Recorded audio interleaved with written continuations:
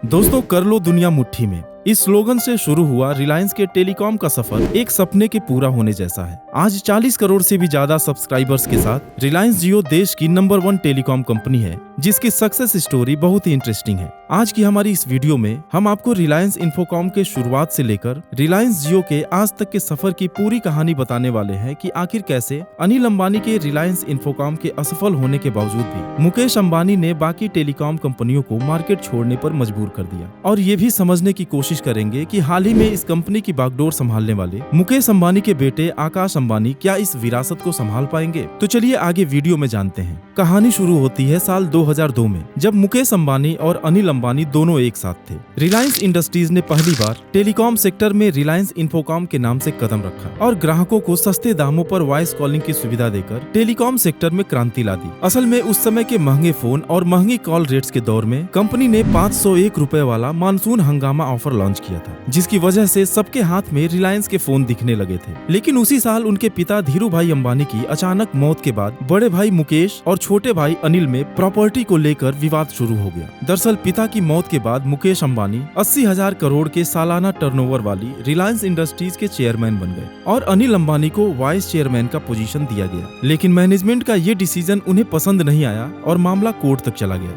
विवाद को बढ़ता देख मां कोकिलाबेन के हस्तक्षेप के बाद 2005 में दोनों भाइयों के बीच बंटवारा किया गया, जिसमें मुकेश अंबानी को रिलायंस इंडस्ट्रीज और आईपीसीएल मिला, जबकि छोटे भाई अनिल अंबानी को टेलीकॉम, पावर, एंटरटेनमेंट और फाइनेंशियल सर्विसेज का बिजनेस दिया गया। बंटवारे के बाद ही अनिल अंबानी ने रिलायंस इंफोकॉम का नाम बदलकर रिलायंस कम्युनिकेशन कर दिया। लेकिन जहां मुकेश अंबानी की कंपनियां तेजी से ग्रो करती गई, वहीं अनिल अंबानी अपने पिता की विरासत को आगे नहीं बढ़ा पाए और धीरे धीरे उनकी कंपनियां बैंकरप्ट होती चली गई। दोस्तों, 15 जनवरी 2007 को गुजरात के अहमदाबाद में IBSL यानी कि इन्फोटेल ब्रॉडबैंड सर्विसेज लिमिटेड के नाम से एक कंपनी रजिस्टर कराई गई थी, जिसका 95% स्टेक 4,800 करोड़ रुपए में रिलायंस इंडस्ट्रीज ने सन 2010 में खरीद लिया। और आपको जानकर हैरानी होगी कि IBSL ही एक ऐसी कंपनी थी जो इंडिया के सभी 22 सर्कल्स में 4G ब्रॉडबैंड स्पेक्ट्रम पाने में सफल हुई थी और उनके पास सिर्फ डेटा सर्विसेज का लाइसेंस था, वॉइस कॉल का नहीं। खैर, आगे रिलायंस ने IBSL का ही नाम बदल कर जनवरी 2013 में रिलायंस जियो इंफोकॉम कर दिया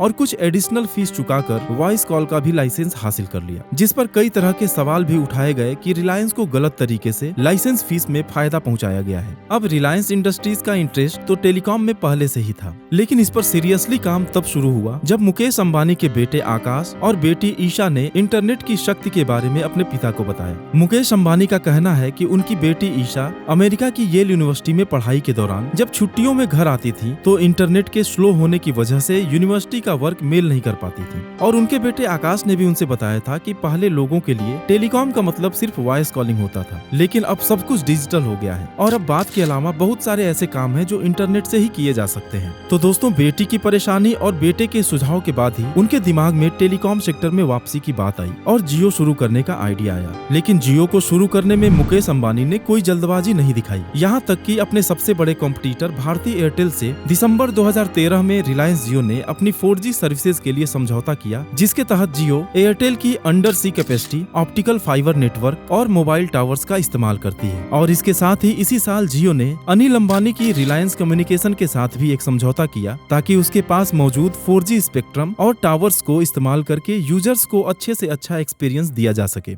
27 दिसंबर 2015 को जियो ने अपनी 4G सर्विस सिर्फ रिलायंस इंडस्ट्रीज के कर्मचारियों के लिए ही शुरू किया, ताकि उनसे फीडबैक लेकर बचे हुए कमियों को दूर किया जा सके। और पूरी तरह संतुष्ट होने के बाद 5 सितंबर 2016 को जियो की 4G सर्विस को पूरे देश में तो शुरू कर दिया गया, लेकिन शुरुआत कुछ अलग ढंग से हुई। सिम कार्ड से लेकर बाकी सारी सुविधाएं फ्री रखी गयी। मुफ्त में सिम, वॉइस कॉल, डेटा और SMS पाकर लोग हैरान हो गए और जियो का सिम पाने के लिए लोगों की लंबी लंबी लाइनें लगने लगी। असल में दोस्तों, सब कुछ मुफ्त में देने के पीछे भी रिलायंस जियो की एक सोची समझी स्ट्रेटजी थी। जियो अपने बनाए गए नए नेटवर्क को फुल लोड यानी कि ज्यादा से ज्यादा सब्सक्राइबर्स के साथ टेस्ट कर रहा था, जबकि मुफ्त में जुड़े लोग नेटवर्क में आ रही दिक्कतों के बावजूद जियो के साथ जुड़े रहे और उसका प्रचार भी करते रहे, जिसका नतीजा यह हुआ कि रिलायंस जियो ने अपने पहले 5 करोड़ यूजर मात्र 83 दिनों में ही पूरे कर लिए और जैसे ही अपने सर्विसेज को जियो ने पेड किया तो ज्यादातर फ्री सब्सक्राइबर्स ही उनके पेड सब्सक्राइबर्स में कन्वर्ट हो गए, क्योंकि लोगों को हाई स्पीड डेटा की लत लग गई थी और कोई भी टेलीकॉम ऑपरेटर उतनी अच्छी स्पीड जियो के रेट पर नहीं दे पा रहा था। देखते ही देखते 1 साल के भीतर ही कंपनी के यूजर्स की संख्या 13 करोड़ के आंकड़े को भी पार कर गई और साल 2020 तक तो जियो ने देश की सभी टेलीकॉम कंपनियों को पीछे छोड़ते हुए देश की सबसे बड़ी टेलीकॉम कंपनी बनने का गौरव भी अपने नाम कर लिया।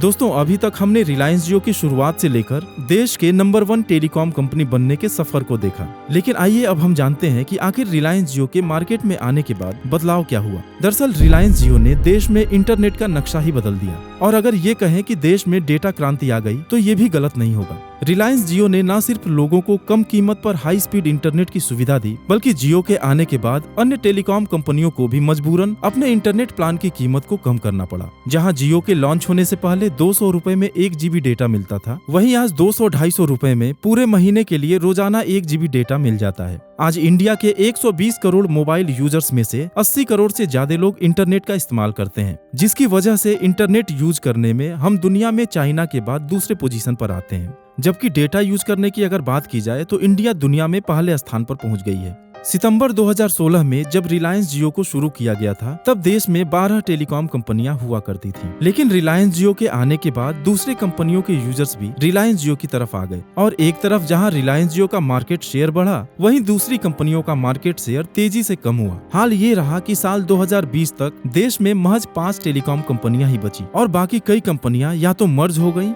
या तो फिर बंद ही हो गई। जहां रिलायंस जियो के आने से लोगों का तो फायदा हुआ ही, वहीं जियो ने रिलायंस इंडस्ट्रीज को भी बड़ा फायदा पहुंचाया है। एक रिपोर्ट की अगर माने तो रिलायंस इंडस्ट्रीज के कुल रेवेन्यू का 10% से भी ज्यादा हिस्सा जियो से ही आ रहा है, और जियो में ही आए इन्वेस्टमेंट के कारण 18 जून सन 2020 को कंपनी ने खुद को कर्ज मुक्त घोषित कर दिया। अब देखा जाए तो रिलायंस जियो के आने से पहले मुकेश अंबानी की नेटवर्थ लगभग 19 अरब डॉलर थी, और उस समय वह दुनिया के 36वें सबसे अमीर व्यक्ति थे। लेकिन जियो के आने के बाद महज 4 सालों में ही मुकेश अंबानी की नेटवर्थ 4 गुना हो गई, और वह एक समय दुनिया के सबसे अमीर लोगों की सूची में टॉप 5 में भी पहुंच गए थे। दोस्तों, जैसा कि शुरुआत में मैंने बताया कि पिता की मृत्यु के बाद मुकेश और अनिल अंबानी के बीच प्रॉपर्टी को लेकर काफी विवाद हो गया था। शायद उसी घटना से सीख लेकर 27 जून सन 2022 को मुकेश अंबानी ने रिलायंस जियो के बोर्ड से रिजाइन कर दिया है और कंपनी के चेयरमैन पद की जिम्मेदारी अपने बड़े बेटे आकाश अंबानी को सौंप दिया है। 23 अक्टूबर सन 1991 को पैदा हुए आकाश अंबानी की शुरुआती पढ़ाई कैंपियन स्कूल और धीरू भाई अंबानी इंटरनेशनल स्कूल मुंबई में हुई, जबकि सन 2013 में अमेरिका के ब्राउन यूनिवर्सिटी से इकोनॉमिक्स में ग्रेजुएशन के बाद वो अपने पिता के बिजनेस में लग गए।